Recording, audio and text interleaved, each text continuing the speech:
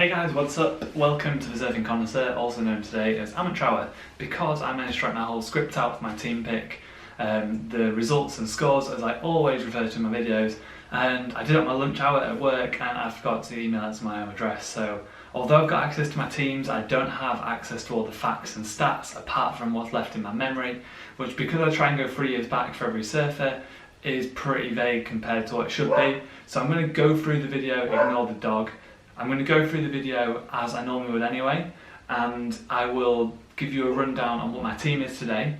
The surf for the event is looking, I won't say promising, it's not looking big, it's looking like we're going to get some head-high range surf in the first few days, so maybe that the event runs in the first few days, in which case I might not have time to get my second video up with all the reasons. Alternatively, if I don't have a chance to do a full video, I'll get things on Facebook, probably not enough room in the tweets room, so I'll probably have to put it on Facebook, so I'll link below to that and do my best to get it up. But here are my teams. As always, my Surfing Mag team is the one I got into first and is what I usually base both my teams off, and for the purpose of these videos try and keep them fairly similar. In my spot guide video I mentioned that a lot of the people you might be putting in your fancy surfer team for lowers would be entirely different to your team for Chopu.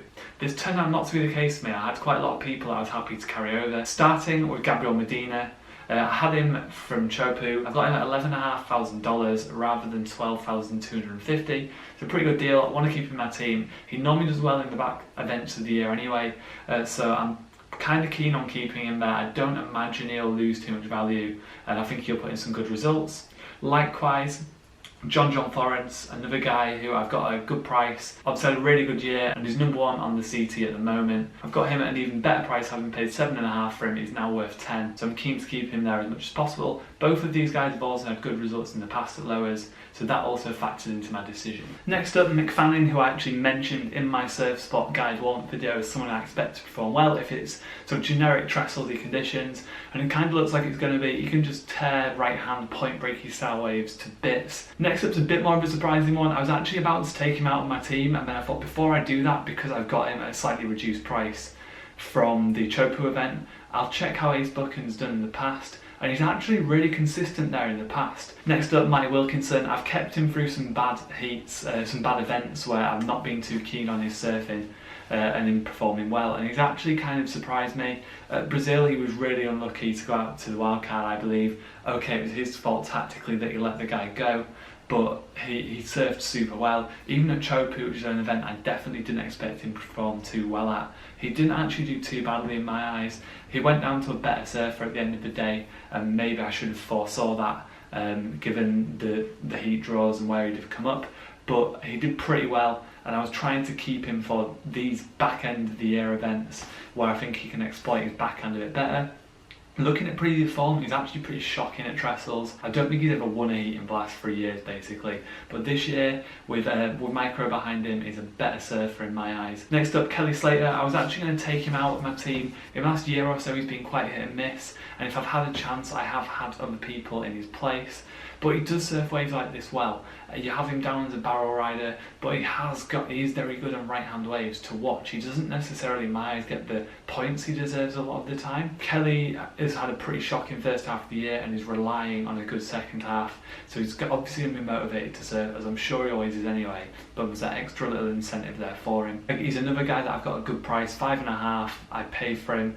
He's currently now 7. My last two surfers were my hardest two to pick, having spent a lot of money on the first 6 guys in my team, but I settled on Connor Coffin. We don't have any previous form to go off, but we know how well he surfs Rincon, we know how well he surfs right hand point breaks, and I think that lowers is a wave that will really suit him. And rounding off my fancy Surfing Mag team is Sebastian Zietz. He's another guy that doesn't actually have particularly good results at the event, but I think his style of surfing so far this year, the times he's impressed me. I think he'll probably do quite well at this event. He's done some really strong right hand turns, and I'm relying on him to throw some more in for this event. Those selections give me one clash, which is in Heat 5. I have Matt Wilkins surfing his Connor Coffin.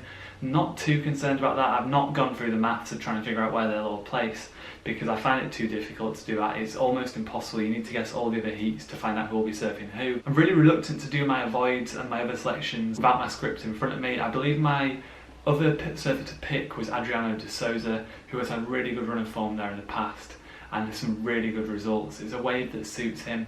and his tactical game I think works well there because it can be quite lully. He's rarely one that makes tactical errors in heats, and I think he's been able to exploit that to his advantage in the past. I would have loved him in my team, it's just I couldn't squeeze him in there. And one to avoid, bit of a controversial one, was Chloe Andino. He's a guy that you'd expect to perform well there, but much like Michel Perez, his home break has never managed to put in a good result. So he's one to avoid for me. Don't get me wrong, I think sometime he's bound to put in a good result there, and I'm sure once he has, that'll break open the rest of them and he'll be a consistent performer there. But looking at previous form alone, he's one to avoid. As for my World Surf League team, this is where it got super hard for me.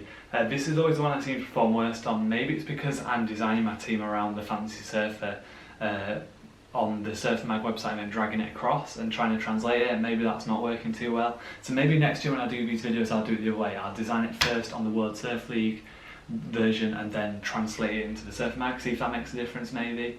But yeah, definitely struggled with this one today, mainly because most of my last team that are on my Surfing Mag version are all pretty much in the top tier, and then there's a few other guys in the second tier, and the other guys I really struggled with. So my first two picks, I went for John and Gabriel. As I say, there was a lot of guys I could have chose in those sections. Notwithstanding the fact John's been seen to have a brace on his knee, I'm still hoping he'll perform well. He's had a really good result here in the past. He's far better than he's ever been this year competitively, and I'm thinking he can just put them two things together, maybe even win the event. Next up, Gabriel Medina.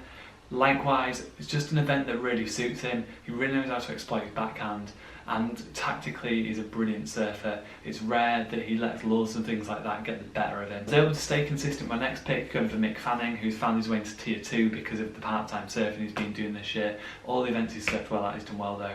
I've already explained why I picked him in my other team, and they just translate straight across. I've also managed to pull across Connor Coffin into my tier 2. The next two guys are different guys though. Felipe Toledo is previous form wise not amazing. He's had one good result there from memory. I think that was last year, but my logic on that is last year was really his breakthrough year when he started to put in really strong results. So it's a wave that I do think suits him in general. He's proved right hand point breaks are a thing he's great with, and I think more and more he's proving his rail game is as good as his air game. So I think those two things combined should see him put in a good result. I went for Wiggly Dontas to round off my tier 2. He finished in the quarterfinals last year. Other than that, hasn't had great results, but there was nobody left in tier 2 that had done previously. Wiggly's another goofy footer, like Gabriel Medina though, that knows perfectly how to exploit his backhand. I just want to touch quickly on the fact that Toledo, Gabriel, Wiggly are all guys that if the surf is small, like I touched on, it might be at the start of this video, they're all guys who can surf small waves super well. So it's just another reason to make me want to put them in my team. Tier C, God, if I struggled on tier B, I think I was calling it tier 2 before, tier B. Tier C was diabolical. It was so difficult to get guys that I had as good previous form at the event. I ended up going with the 2 wildcards, settling for Brett Simpson and Tanner Gudauskas.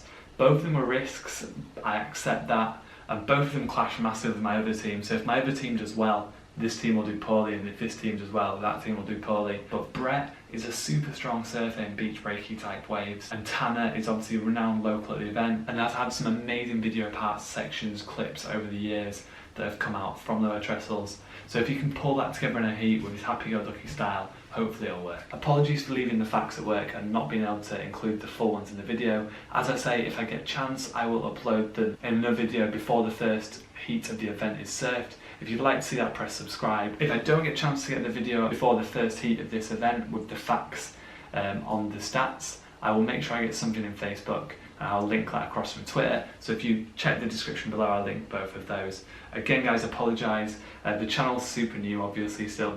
We're only halfway through the season.